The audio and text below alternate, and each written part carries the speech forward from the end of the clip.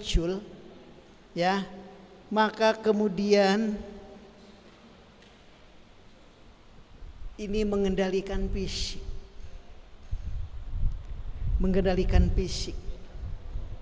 Ya. Bagaimana mengendalikan fisik? Dia menyuruh gerak organ tubuhnya. Dengan apa bergeraknya? Dengan pikir dan rasa, atau dengan kognitif dan afektif. Ya, organ tubuhnya disuruh bergerak, bereaksi, atau aksi dan reaksi dari organ tubuhnya. Tadi disebutnya apa? Aksi reaksi organ tubuh disebut apa? Tingkah laku. Ya. Nah, maka bertingkah lakulah manusia tersebut. Ya, tingkah lakunya seperti apa? Seperti pikir dan rasanya. Pikir dan rasanya siapa yang membangun? Gurunya, orang tuanya, lingkungannya. Ya.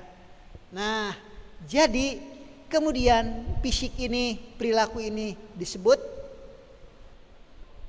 psikomotor. Ya, kerja otot atau kerja organ tubuh, psikomotor. Nah, jadi tidak ada perilaku kalau tidak ada pikir dan rasa. Ya, jadi orang Cina beda dengan kita. Kalau kita sakit hati, gitu ya, kesini kan. Kalau orang Cina sakit hati saya. Dia, kalau kita punya saya kan gitu. Orang Cina punya saya itu. Ya, jadi semua dikendalikannya oleh pikir, oleh memori. Ya, oke, sekarang semakin kelihatan jelas bahwa yang harus kita lakukan terhadap peserta didik itu apa dan bagaimana. Kemudian fisik ini akan mampu mengendalikan lingkungan, atau lingkungan mengikuti keinginan pikiran,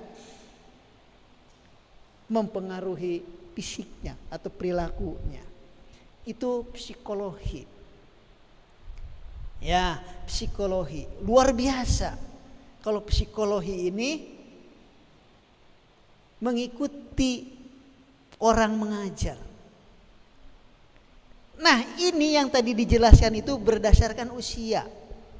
Sehingga anak 1 tahun beda dengan anak 2 tahun. Anak 2 tahun beda dengan anak 3 tahun. Terus kesananya, sehingga kita punya anak yang ada di TK itu apa? PAUD. Ya, PAUD. Anak yang ada di TK, hati-hati. Dia beda dengan anak kelas 1 SD.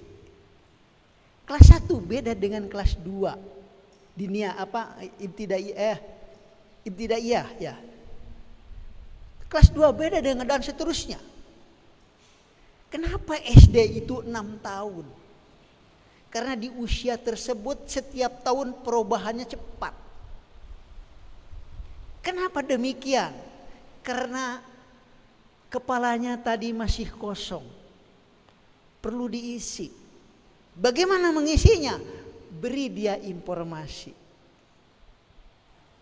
Tentang apa? Tentang segala sesuatu yang baik. Berdasarkan apa? Berdasarkan tujuan. Apa tujuannya? Apa tadi tujuannya? Pembentukan tingkah laku. Jadi begitu jadi guru. Dasarnya ini. Kalau ini tidak dipahami, berangkat ke sekolah. Punya anak usia, sudah punya anak? Ini yang paling depan. Ya? Oh, belum nikah. Ya Allah. Mau berapa lama kali lagi berdosa? Ini udah bujang juga. Ya Allah, mana yang sudah punya anak? Ini udah punya anak, berhasil. Ya, iya. Ya, kalau sudah dewasa kan harus dinikahkan. Tinggal nanya ke sini, saya nanti ada yang masih gadis, bawa saya pulang, Pak. Waduh, cilaka saya. Ya, nah itu anaknya di rumah nanya, ayah mau kemana? Kerja. Pertama mau kerja. Ayah, di mana kerjanya? Di Nurul Haya. Sebagai apa? Sebagai guru. Guru itu apa ya? Diam kamu. Ya mulai. Kenapa? Karena kita sebagai guru tidak tahu makna guru. Ya, sebagai ustadz tidak tahu maknanya ustadz. Sekarang sudah tahu.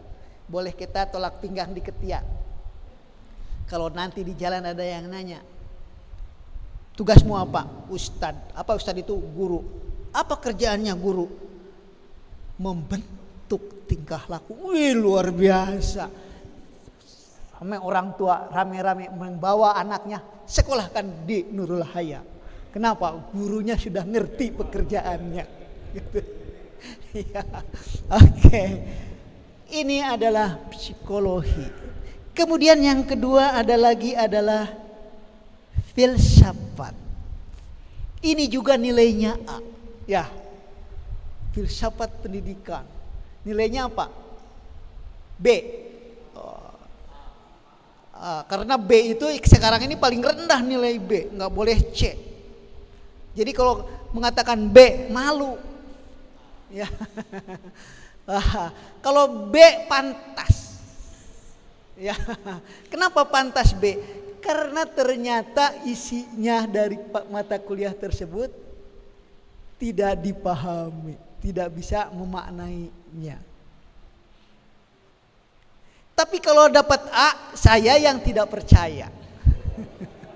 Ya, karena kalau saya tanya, apa itu filsafat? Apa filsafat? Siapa yang bisa menjawab? Boleh pakai WA juga. Apa filsafat? Berasal dari dua kata. Kata apa? Filos dan Sophia. Filos apa filos?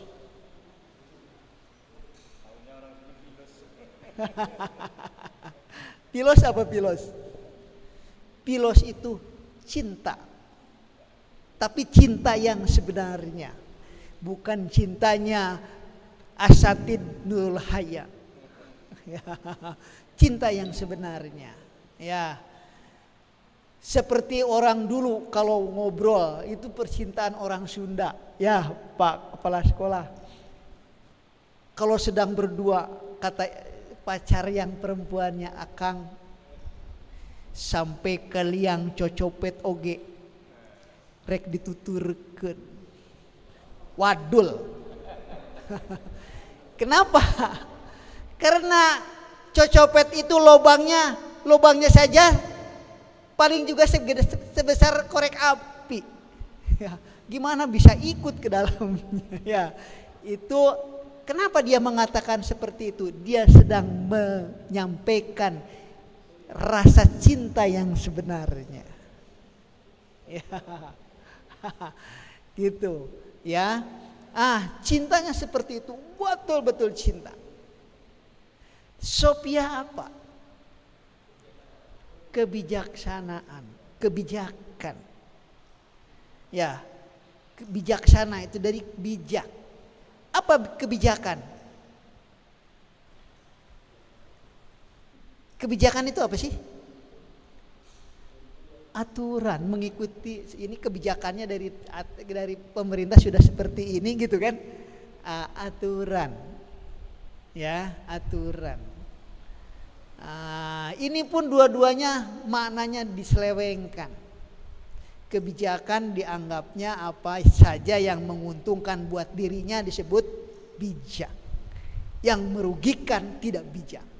Ya, seperti menuduh koperasi. Koperasi ini tidak bijak. Kenapa? Pinjam saja nggak dikasih. Orang pinjamnya tanggal 10. Ya, kebijakannya tanggal 5 paling telat. Ya, pinjam. Lewat tanggal 5 nggak dapat. Dia butuh uangnya 10 juta. Untuk apa? Beli televisi. Datang ke tempat ke sekolah, ditemuinya kepala koperasi, terus bilang, ini tanggal 10 datang, mau ngapain? Pinjem Pak. Nggak bisa Pak, saya gini. Oh, ini kebutuhan. Begini sekarang, berapa persen buat saya? Kata yang pinjam 10% Pak. Oke. Keluar. Dikasihkan 9 juta, yang 1 juta masuk sakunya. Senang dia, senang di sini. Keluar kelas, keluar ruangan, bilang, ketua koperasi kita ini bijaksana sekali. Padahal dia dan ketua koperasi sedang melaksanakan pelanggaran kebijakan. Ya, jadi bijaksana itu harus melaksanakan semua perintah. Selama aturannya dibuat oleh manusia, selama itu akan ada penyelewengan, pelanggaran. Oleh karena itu, kebijakan yang ada di Pilos itu buatan yang maha kuasa, yang kemudian disebut al-haq. Sehingga kalau orang bicara filsafat, sering disebut, diartikan menjadi hakikat. Ya, hakikat. Terus tadi cinta. Karena orang cinta itu akan mengejar yang dicintainya. Ya, memburu yang akan yang dicintainya. Maka sering dimaknai dengan mengejar, mencari. Mencari apa?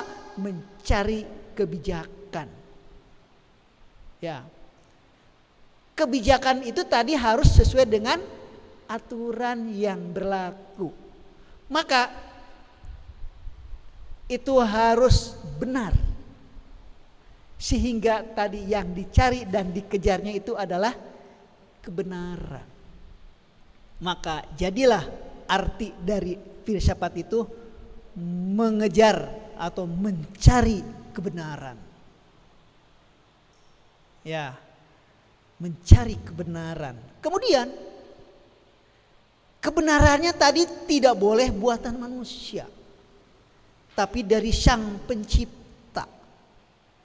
Apa kebenaran yang diberikan oleh Sang Pencipta? Yaitu adalah al-haq. Ya, al-haq, sehingga kemudian disebut hakikat, kebenaran, gitu. Ini belajar filsafat lagi, padahal nilainya sudah A. Ya, yang masih B nanti ujian lagi jadi A. Ya, hakikat. Asal katanya al-haq. Bahasanya bahasa apa itu? Arabik, bahkan lebih cenderungnya bahasa Quran. Kenapa? Karena selalu diikuti oleh mirrobbihim. Ya, al-haq mirrobbihim. Ya. Jadi tepatnya itu bahasa Al-Quran. Sekarang dipakai oleh seluruh agama. Hakikat katanya. Ya sudah, hakikatnya seperti itu, kata mereka. Tidak tahu bahwa yang dimaksud adalah mirrobbihim. Ya, dari pemeliharamu. Ya, alhamdulillah, untung dia tidak ngerti. Ya, jadi tidak merubah. Kalau orang tahu bahwa hakikat itu adalah bahasa Al-Quran, pasti muncul lagi seperti tidak bolehnya apa? Ya, sekarang ini kan selalu serba nggak boleh. Ya, sholat tidak boleh bersab dengan benar. Ya, sekarang sudah mulai. Tapi beberapa masjid sudah kebiasaan, nggak berani dia, dan tidak enak dia kalau sapnya rapat. Kemudian disuruh bawa sajadah masing-masing. Itu kelicikan sebetulnya buat umat Islam. Kenapa? Karena sajadah itu mengakibatkan tidak bisa rapat. Ya. Sekarang semua bawa sajadah, sekarang silakan boleh merapat, tapi sajadah tetap harus dibawa masing-masing, sama dengan tidak boleh rapat. Ya, oke, sama dengan tidak boleh rapat. Ya, karena dengan sajadah maka sholat kita akan tetap renggang. Dan siapa yang berani nginjak sajadah tetangganya? Nggak ada kan? Apalagi dia punya sajadah sendiri. Sehingga kalau saya disuruh bawa sajadahnya yang cukup untuk muka, ya, sebesar ini, selalu disimpan di mobil. Saya takut ada masjid yang masih mewajibkan bawa sajadah. Jadi hanya untuk masjid. Jadi saya sudah mempersiapkan diri bersap rapat. Ya, kalau orang lainnya tidak mau rapat, ya itu bukan salah saya. Ya, saya akan nanti malaikat nanya kenapa nggak salatnya merapat. Saya sudah berusaha, malaikat, buktinya saya bawa sajadah seperti ini. Oh, kata malaikat, dipeluk sama malaikat. Good, ahi, good. Ya. Oke, filsafat. Ya, jadi tadi filsafat itu mengejar atau mencari kebenaran.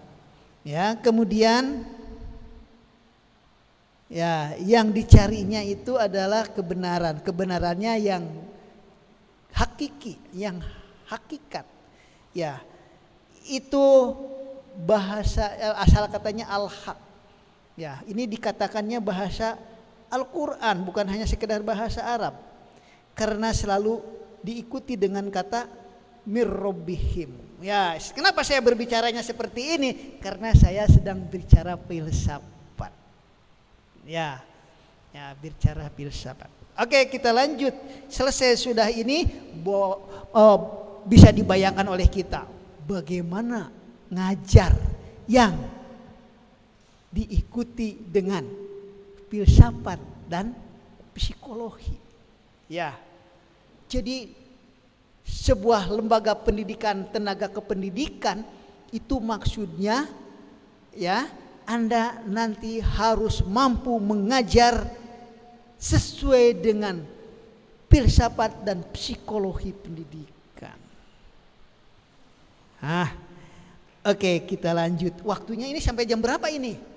Tadi ada yang mau bertemu khusus dari asar jam berapa asar?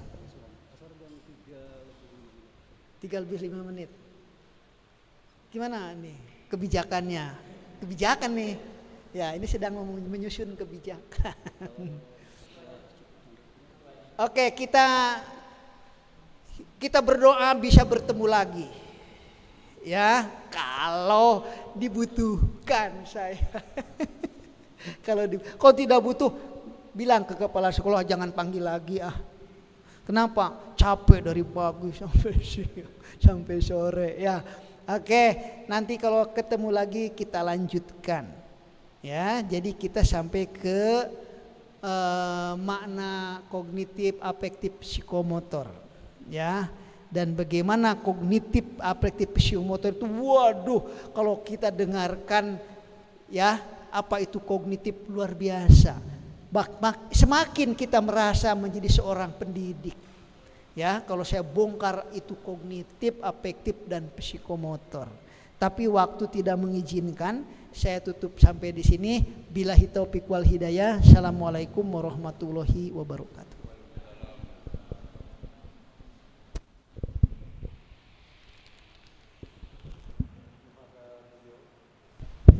Kepada beliau disampaikan terima kasih yang sebanyak-banyaknya. Baik, karena waktu sudah menjelang waktu asar, kurang berapa menit? Jam 3? jam 3 kurang 17 menit ya. Mungkin kita masih ada waktu kurang 5 menit ya untuk mungkin ada yang perlu kita dialogkan dengan Bapak. Nah, tentang penjelasan yang tadi yang masih samar-samar ya, yang masih samar-samar itu kira-kira di mana? Gitu. Ada 1, 2, 3, 1 dari putri, 1 dari putra. Silahkan. Ada yang mau bertanya?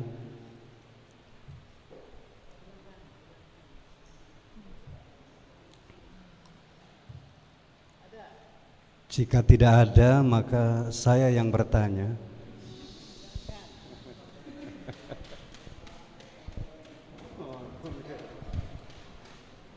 Baik.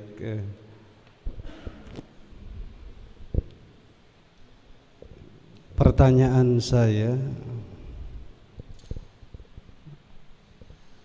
seputar tentang arti fikroh itu, fikroh, fikir itu. Jadi memang ini kata yang selalu saya ketika baca dalam referensi itu selalu samar maknanya. Rasulullah itu dalam sepanjang hidupnya daimul fikri ya, daimul fikroh, selalu berpikir dan tidak pernah berhenti berpikir itu Rasulullah. Makanya saya ingin berharap penjelasan yang sedalam-dalamnya, yang seterang-terangnya tentang fikroh itu, agar saya bisa meneladani Rasulullah yang selalu berpikir. Terima kasih Pak. Baik, kalau waktunya hanya 5 menit pasti tidak bisa sedalam-dalamnya ya, parti setengah dalamnya ya, waktunya 5 menit, tapi pertanyaannya bagus. Pasti pertanyaannya harus bagus karena yang bertanyanya kepala sekolah. Ya, kalau tidak bagus maka nanti kata teman-teman sama kata guru-gurunya, yang begitu mah saya juga bisa nanya. Makanya saya nggak nanya gitu. Fikroh, pikir. Makanya waktu ditanya Siti Aisyah oleh sahabat, ya Aisyah, bagaimana akhlak Rasulullah? Ya, hulukuhu Quran. Ya kan? Akhlak Rasulullah itu Quran. Sekarang pertanyaan yang muncul pada kita, memangnya seperti apa ya akhlak yang seperti Quran? Karena selama ini Quran itu tidak menjadi akhlak kita. Kenapa tidak menjadi akhlak kita? Karena maknanya saja tidak tahu. Ya, maknanya saja tidak tahu. Jadi Rasulullah itu gerak organ tubuhnya itu merupakan makna dari seluruh isi Al-Quran. Ya, contoh yang tadi sudah saya jelaskan. Ya, ada orang yang mengatakan begini diantaranya setelah ayat-ayat itu. Wa idza laqul ladina amanu qalu amana wa idza khalu ila syayatinihim qalu inna ma'akum inna mananu mustahjiun.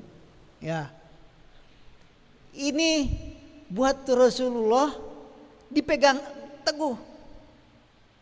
Ya, dipegang teguh. Selalu disampaikan kepada istrinya, selalu disampaikan pada anaknya, selalu disampaikan pada menantunya, selalu disampaikan pada umatnya, bahwa di dunia ini ada sekelompok orang nanti bila kamu bergaul di masyarakat yang luas, akan ada orang yang mengatakan bila bersama kamu, dia akan mengatakan, beriman saya seperti kamu beriman, gitu. Tapi begitu dia kembali ke setan-setannya, disebutnya dia syayatinihim, ya, setannya mereka. Siapa? Pemimpin-pemimpinnya, ya, kerabat-kerabatnya, sahabat-sahabatnya, karib-karibnya. Dia akan mengatakan, saya mengolok-olok mereka. Gitu. Jadi selalu apa yang Rasulullah lakukan itu pasti berdasarkan ayat Al-Quran. Nah, apa kita harus seperti itu? Iya, kita harus seperti itu. Kitab yang kita miliki itu Al-Quran, ya. Quran kan? Nah, kitab yang kita miliki itu Al-Quran. Tapi begitu kita membaca Al-Quran, kosong. Ya, kosong hati rasa kita. Kenapa kosong rasa kita? Tadi. Kenapa kosong rasa kita? Karena belum ada di dalam pikir kita. Jadi Al-Quran itu walaupun hafal belum jadi pikir kita. Ya. Nah, belum jadi pikir kita, nanti kalau dilanjutkan ini ada yang disebut pinter, ada yang disebut cerdas. Bagaimana membuat orang pinter? Bagaimana membuat orang cerdas? Ya, nanti apa senjatanya? Senjatanya adalah kognitif. Ya, senjatanya kognitif. Apa itu kognitif? Tadi pikir. Dan kalau diuraikan kognitif itu nanti kita akan melihat ternyata kognitif itu sunatullah. Ya. Jadi tidak ada yang dibongkar menjadi ilmu sekarang ini yang bukan sunatullah. Semuanya sunatullah. Pantas kalau Siti Aisyah mengatakan Rasulullah itu khuluquhu Qur'an. Ya, semua geraknya itu ada di dalam Al-Quran. Jadi Quran itu harus menjadi pedoman hidup kita. Tapi kalau tidak tahu maknanya, bagaimana menjadi pedoman? Jadi Quran itu bukan yang harus selalu hanya begini-gini aja. Bukan. Tapi itu pedoman hidup kita. Seperti kalau kita diberi resep untuk masak karedok lenca. Ya, kan dibaca isi, ya. Jadi yang berdiri dah. Soalnya tidak kelihatan gantengnya saya kalau. Jadi tidak tahu bagaimana kita akan memasak karedok lenca. Dikasih bukunya.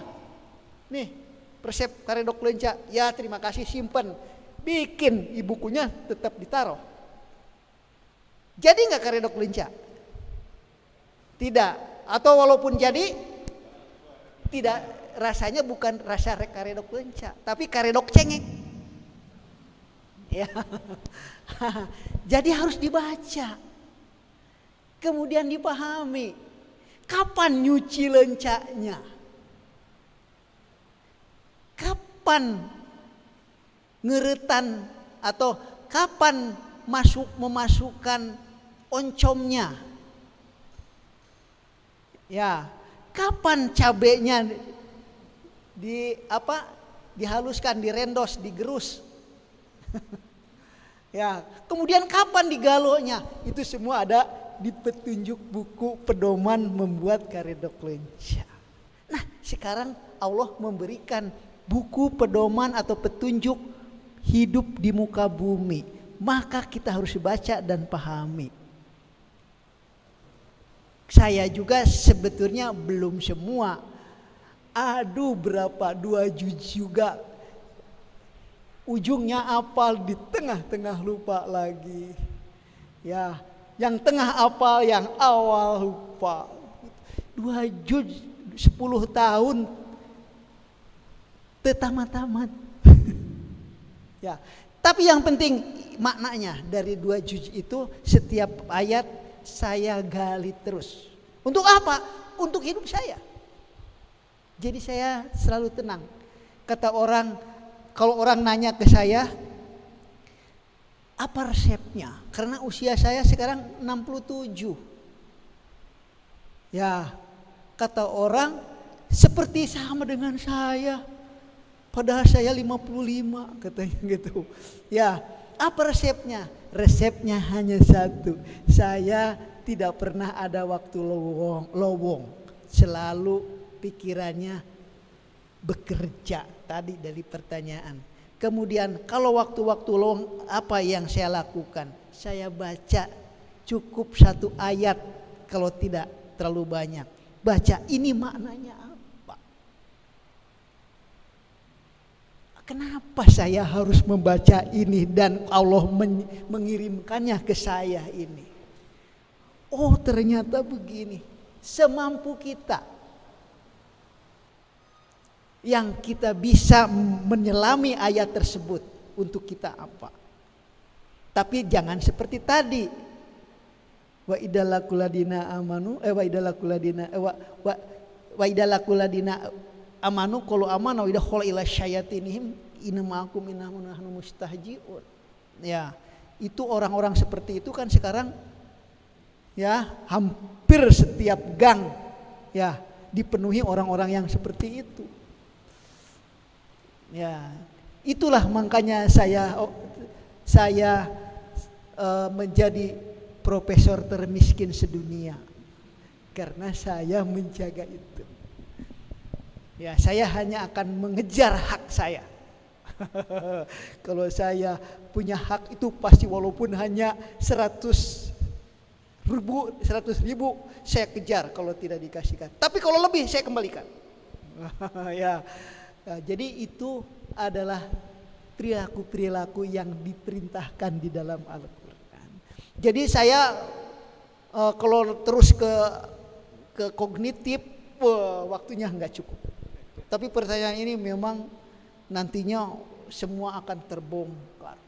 Ya, mungkin ilmu saya akan pindah semua ke kepala sekolah. Ya. Tapi waktunya, bukan saya tidak mau memberikannya, tapi waktunya tidak cukup. Oke, itu yang bisa saya sampaikan. Baik, terima kasih Prof atas jawabannya. Dan mungkin dengan berakhirnya jawaban tadi, berakhir sudah kegiatan kuliah umum untuk para dewan guru dan karyawan. Ya, maka kami dari panitia mengucapkan banyak terima kasih atas kehadirannya dan atas waktunya, dan terutama kepada Bapak Direktur, Pak Ki Mustafa dari Yayasan, Mr. Asman ya, ini asistennya Pak Toto ya, terutama kepada beliau kami mengucapkan banyak terima kasih. Ahsanal jazakumullah ahsanal jaza. Ya, mungkin kami dari panitia tidak dapat bisa mengimbangi apa yang telah beliau berikan kepada kami, dan kami hanya bisa mengucapkan semoga Allah memberikan balasan yang terbaik buat beliau gitu ya. Dan untuk lebih berkahnya kegiatan ini, kita tutup dengan doa yang akan disampaikan oleh Bapak Kiai Mustafa. Ada lagi. Tutup dulu. Baik, untuk sesi nanti Prof, ini sesudah sholat asar nanti para santri gitu. Jadi bagusnya ditutup dulu untuk sesi ini atau langsung? Ya, kita baca Alhamdulillah 1 kali. Alhamdulillahirabbil alamin. Terima kasih dari saya, kurang lebihnya mohon maaf. Kalau ada kata-kata yang kurang berkenan kami mohon maaf yang sedalam-dalamnya. Wallahul muwaffiq ila aqwamit thoriq. Wassalamualaikum warahmatullahi wabarakatuh. Sallu ala Nabi Muhammad.